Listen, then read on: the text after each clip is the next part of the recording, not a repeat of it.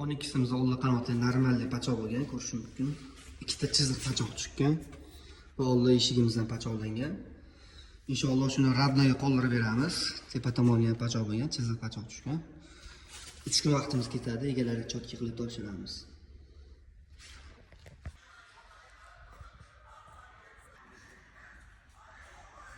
On ikkisimiz tayyor bo'ldi. Hozir bir tushuntirib gapirib o'tamiz. Katta ob'yomda pachoqda ikkita chiziq pachoq ketgan.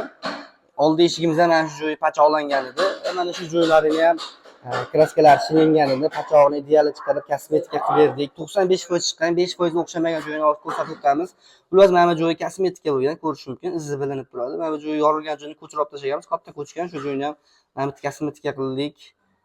Mana shu tepani ham kosmetika qilganmiz va oldi eshikni ham kosmetika qilganmiz. Mana bu joylar pachoqlar ideal chiqqan, 5% o'xshamagan joyi. Mana shu ikkita detal bir-biriga svarka bo'lib yopishgan joyi. Juda ko'p ustalar tushunadi buni. Shakrini va birga-bir chiqmaydi, lekin pachoqni to'g'rilab tekizlangan.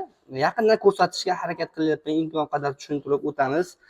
Atak katta ob'yomda pachoq bo'lgan joy shakringa ideal chiqqan. Mana shu joylarini ko'rish mumkin. Tekis holatda tepadan ham ko'ramiz. Zazurlari ideal qilib berganmiz. Zazur ancha katta edi.